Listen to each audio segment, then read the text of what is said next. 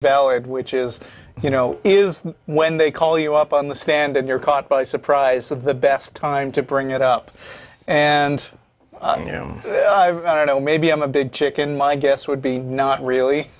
Yeah, I wouldn't necessarily do it in the court. I think we're feeding back. If you could turn down your audio, Chuck, on your end. I had jury duty about 10 years ago, and during the whole big, pull the jury pool thing together where, everybody comes in who's gotten a notice. I'm just going to put you on hold, Chuck, because you're feeding back badly. At that point, there was the "So Help Me God" oath, but that was when it was in Palmer, and they were just sifting through everybody who had gotten a jury duty notice that day. So there were something like 200 people in the room, and then they would assign you to a court and your date and etc. But actually in court, when I was on that jury, what we got without anybody having to ask for it was the secular oath, was the "Do you solemnly affirm to tell the truth, etc., and no "So Help Me God" was included.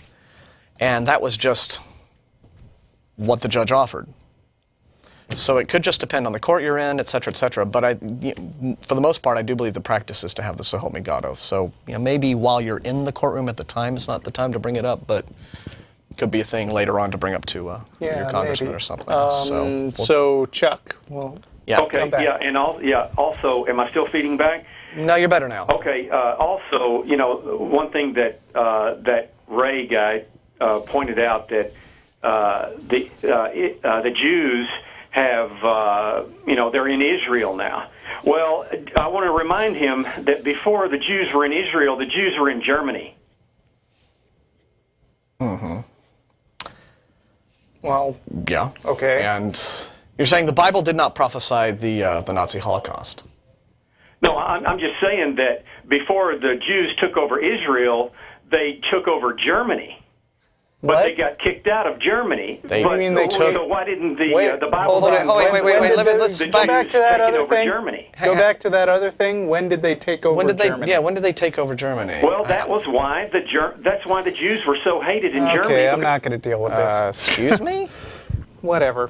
Yeah, not quite sure where that came from. I mean, there was a European Jewish population, like there always had been. Hello. But in terms of taking over Germany, no, I think that the National Socialists did that in 1933. Yeah. And then before that, it was, the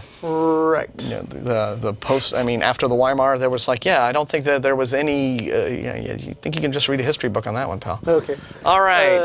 That was strange. We jump to line 3. Let's do that. Alex in Austin. What? Well, Michael's. Okay. Well, we'll do it. Alex. Hello. Hi. I meet after y'all do at the library.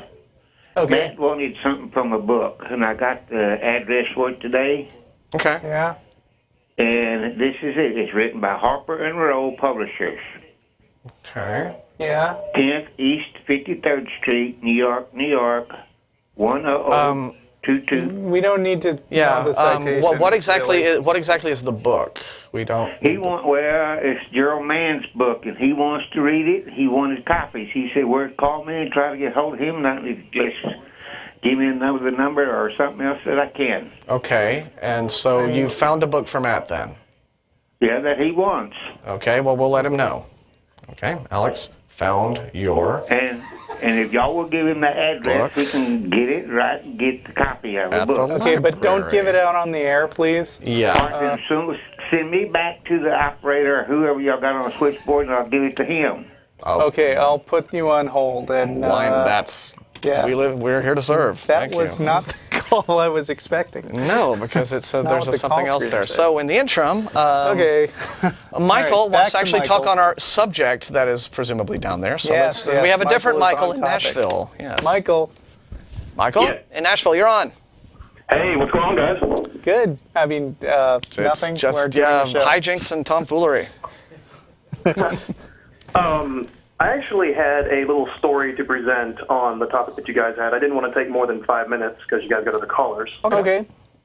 Coming out experience, I'd actually been an atheist before this experience, but my grandmother is the one who adopted me when I was a newborn, and she raised me to be a Christian. And from age 4 all the way to age 15, let's say, just Christian, you know, just, she had me watching this at-home show, but, you know, whatever. Anyway, I began questioning my faith at around 16 and wasn't really believing at 21. And then I became, I did a lot of studying like Matt did. And I didn't talk to it. I didn't talk about it to my grandmother. And eventually it just got to the point where she kept trying to shove these stories of the Bible down my throat. And it's like, I'm sitting there thinking to myself, Mom, I know this stuff, okay? So one day I finally just got back at her and said, look, it's not real. And well, that's, you know, blunt, but yeah. Okay. She snapped. This woman, this is an old lady, okay, 70 years old. She snapped. Her face turned red. Tears were streaming down her cheeks. She was screaming at me. She was in my face. She was telling me, you're going to hell. And I was scared. I seriously was scared. I thought that she was going to strangle me for a second. And the main point that I'd like to bring up is there's no real way to inform anybody that, you know, it's quote-unquote safe to come out around your people, you know, or your people, your family, whatever. Yeah, it sounds like in your situation, taking the less blunt approach would not have made her any less reactionary. How's your relationship with her now? The relationship's okay. I wrote her an email, apologized, and that was it. She still knows that... How long ago was this? This was a couple of weeks ago, actually. Oh, okay. So the wounds are still fresh. Kind of. I think there's still some glass being walked on, but, you know. Yeah, well, the thing is, I know a lot of people now who have had to have this coming out thing, and it seems to me that there is not one story that did not involve a significant amount of conflict and heartache, but there's also not one story, except for yours, because it's not done yet, that in the long run didn't sort of settle down into, you know, grudging dealing with it. Yeah, this is why, I mean, the best we can tell folks who write us in, and I guess your experiences seem to confirm this, is that there's really no big one-size-fits-all piece of advice to give. You just kind of have to read what's going on in your own sort of family situation. And sometimes their family dynamics are going to be such that you just can't.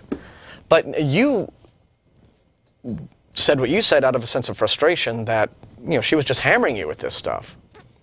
And as Russell pointed out before, you know, there's a certain limit that you reach when you kind of say, all right, look, meet me halfway on this. But it's very hard when someone is that. Religion is not about meeting anyone halfway. And so when someone has been that absorbed into it, yeah, you're going to get that kind of, and you're going to see a side of a loved one of yours that you're not going to like very much. It's, but this is why I say to folks, okay, if you can't be compassionate and patient, at least be understanding that they are the ones who have this really debilitating delusion to overcome, and they're the ones who are having a hard time with this. So not have you, compassion and empathy. Yes, while you punch them. Yes.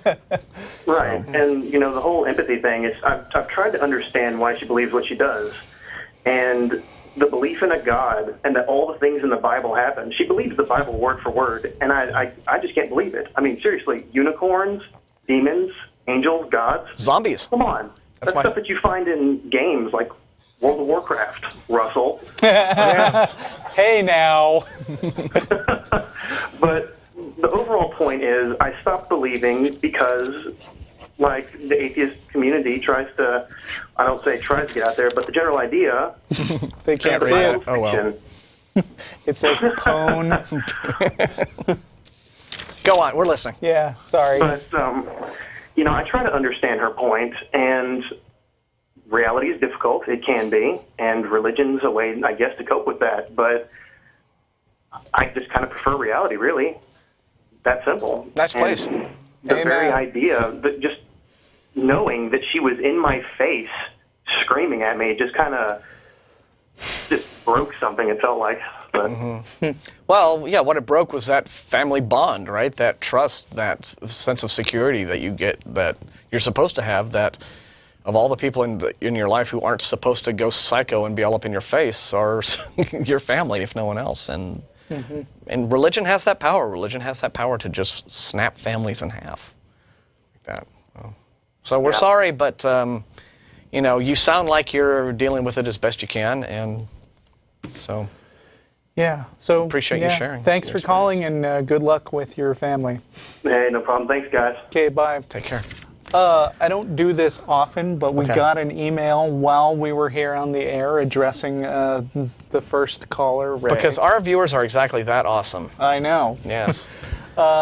Ernest, and I'll withhold his last name, says, Ezekiel 37:21-22 says, "And say unto them, Thus saith the Lord God, Behold, I will take the children of Israel from among the heathen, whither they be gone, and will gather them on every side, and bring them into their own land.